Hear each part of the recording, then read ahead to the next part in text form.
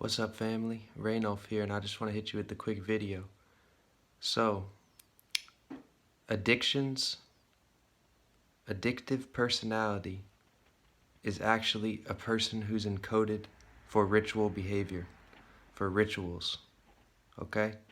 So let me give you an example of this ritualistic, and we may not go with addictive. I may modify that term as we go because it could have a darker meaning as well, but let's jump right in. So, when I was a pitcher in baseball, right? When you step up on the mound, there's certain things you do. You kick certain dirt out of the mound. There's a little square on the ground. You kick dirt off of that pitching plate, off that pitching mound, so that your foot can fit into it the right way. You know what I'm saying? So you can get your foot the right way, so you're on the right elevation and with the right angle of your foot.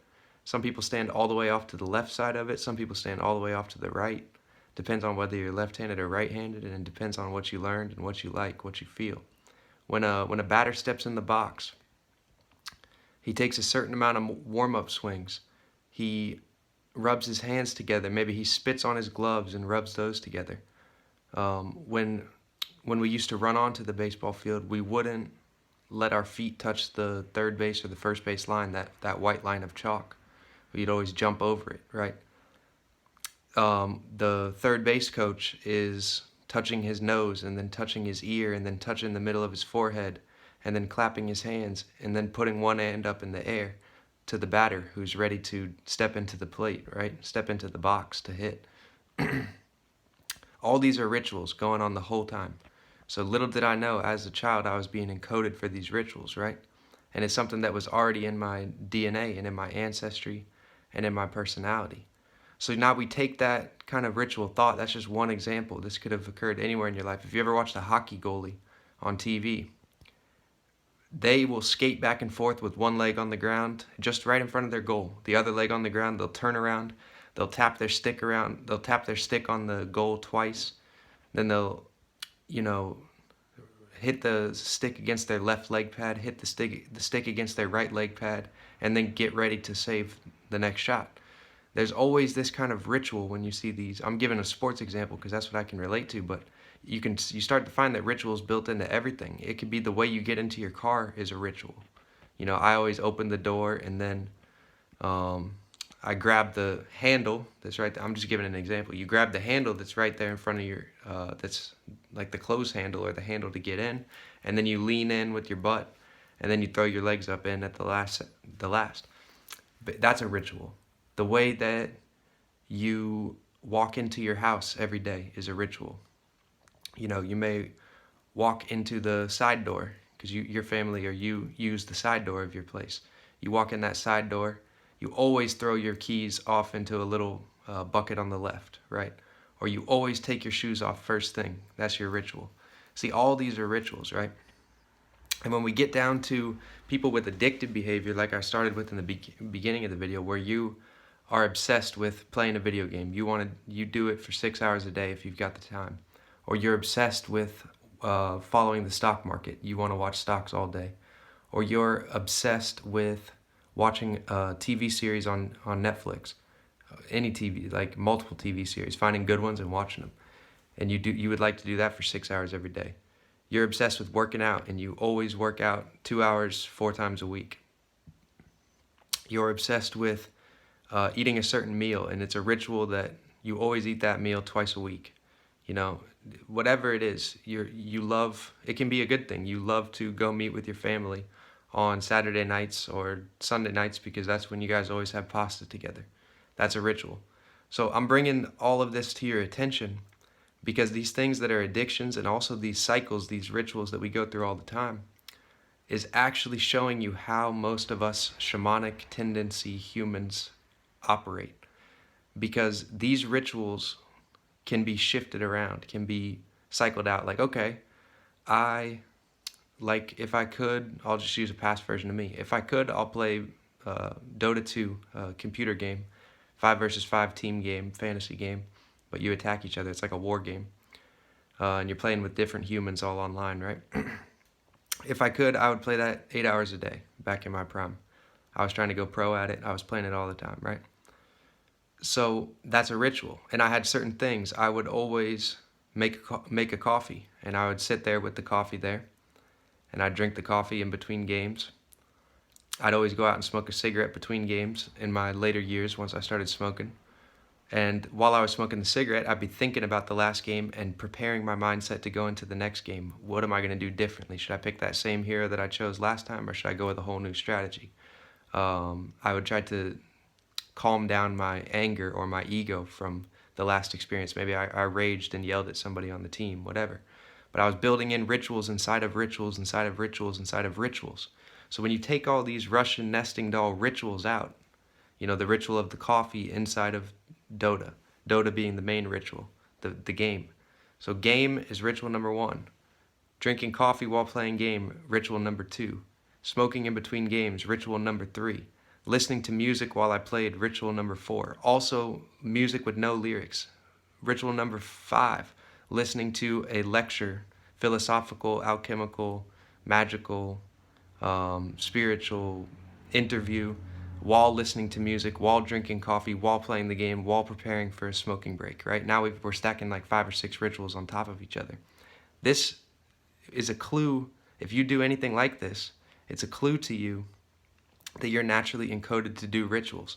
So now all we have to do is take a step back and say, okay, I've been naturally doing rituals my whole life. Not only is it inherent to my soul and to my body that my ancestors conspired to give me, that I chose to come into this realm with, not only is it that, I was also taught how to do rituals from a young age and given bad ones to do too. Like if you think about school, there's a ritual, you go sit down in your desk a certain way, and then 90% of the days you do the same thing in the same classes. One class you may sleep in it 90% of the days if you don't get in trouble for doing that and you don't like it. Another class you may listen to SoundCloud or music on your iTunes playlist 90% of the days if you're allowed to, whatever. You may read a book in 90% of your classes, whatever your rituals are.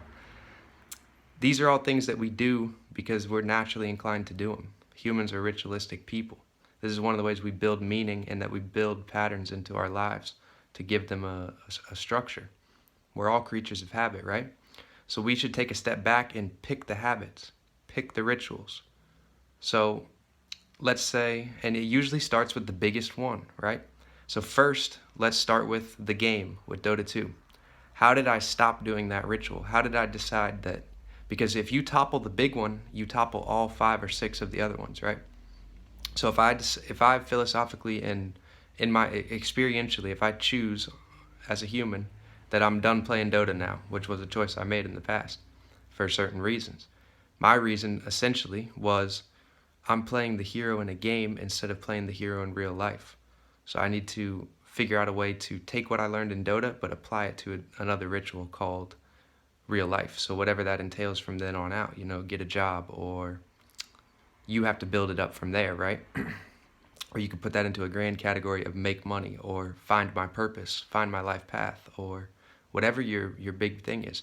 But if you diagnose that big one, now you're out of Dota, right?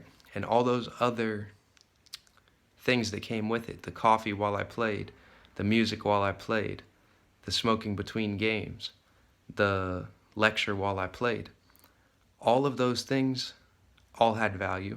Playing Dota 2 had value, but we're going to change up the ritual and take what we learned from that old ritual and all of the other rituals that were stacked inside of it, and we're going to apply that to new rituals. So now when I wake up, I'm going to thank the gods of that day. Monday, Tuesday, Wednesday, Thursday, Friday, Saturday, Sunday. Monday, the moon. Tuesday, Mars. Wednesday, Mercury. Thursday, Jupiter. Friday, Venus. Saturday, Saturn. Sunday, Sun. And I'm going to thank them in as many names as I can. So now I've got a little task. I've got to build my ritual. Let's think. Today's Tuesday, so we got Tuesday, so we know it's Mars. And we can call him Aries, and we can call him the god of war. And then if you know the Haitian name, that's a 4th.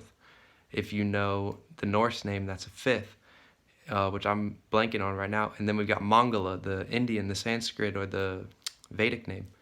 So now we say thank you to all those. Then we say every day we also build this ritual. Thank you to all my ancestors, known and unknown, for this day. Thank you to the creator of all these things for this day. Thank you to Mother Earth for this day. Thank you to, and then you add it in from there, my spiritual guide that is a snake. I'm just making it up now. So you thank your guide that's a snake. You thank your guide that's a pigeon. You thank your, um, you thank your whatever. And then you can do protection. But now we built in a ritual. So when we wake up, now the first thing we do is we pray. And you can do this at any part of the day. I'm just giving you an example, right? So now we're building up our protection of these ancestors. We're building up our spiritual strength. Then we can realize, okay, what can I literally offer these ancestors? Well, you can offer them an altar. You can put different crests and pictures of real family members that are still alive and ones that have passed on. Crests from your old bloodlines. Significant things that were always a ritual or important to the family. Put that on the altar.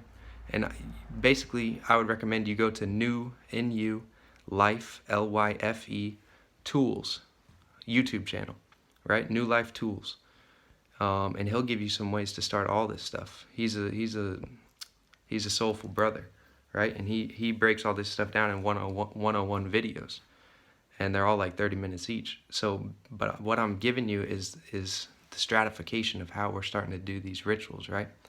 Because in the long term, you want to keep changing all your rituals until you get the right ones. And that'll change throughout time. But for like a year, it depends on how quick your cycles are. For 3 months, those rituals will do you great service. Then you can tweak them. But some of these rituals you can keep your whole life. Like Dota 2, I couldn't keep that ritual my whole life. So part of the value system by which we judge these rituals is how effective they are for your soul and how effective they are throughout time. Right? Because you can't be a 50-year-old playing a video game. You know what I'm saying? Maybe that will be the case in the future. But it's not going to be a ritual that's life-sustaining, right? Coffee drinking can be a full life ritual, but it's not going to give you much spiritual power, especially if you abuse it every day. That's a good ritual for a couple times a month, or a few times a month, you know? Or for a period of time, 2 weeks in a row, if you need to feel more at home, or you need that warmth if it's cold out, whatever it is. But you want all your rituals to serve your purpose and to serve your soul and your spirit. That's basically the gist of this. And so you shouldn't get on yourself in a negative way with guilt and shame for being an addictive person or for being someone that's naturally highly ritualistic and that does similar things all the time. All you got to do is tweak the rituals or replace the rituals and keep that same level of passion, because addiction is basically just a passion to do something, or a life force energy, or and it's just misdirected. So all you have to do is guide yourself to the right rituals, right? And I gave you a big tool, New Life Tools. He's going to help you get guided to some of those right rituals to do. And then you can get books, you can look at other people. I'll be bringing you more information as we go. You know what I'm saying? But I want all of us to keep the rituals right, because that's how we're going to grow our spiritual energy, and we're going to be able to keep moving forward with a plan, with a purpose, and with power as we move forward. All right, y'all. It's early in the morning here on Tuesday. I beat y'all to the energy of Mars. As you can see, it's flowing good today. I'm heading out to the beach. I'm going to drive a couple hours to the coast. I'm going to the beach. And I may make a video out there. I may get a little tan on for you guys and make a little video. But don't hold me to it. You know what I'm saying? But I hope all of y'all have a great day. Thank you to Aries, and thank you to the other guides that helped with this video. Thank you to New Life Tools. Love you, brother. And shout out as well to Fernando Prudhomme. Fernando, everybody can spell that. And then Prudhomme. If you do anything today, you should type in New Life Tools on YouTube. New Life Tools. NULYFE Tools. And you should type in Fernando Prudhomme on YouTube. When you type in New Life Tools, you should use your intuition to pick the exact video that you want, because all of his videos are stunning. And when you type in Fernando Prudhomme on YouTube, you should look up all of your astrological aspects, find the videos that he has on each one of them, and listen to them 5 times before you die, each one. Okay? That's just gonna help you out a lot. All right. Love you guys. Have a beautiful day. Amen.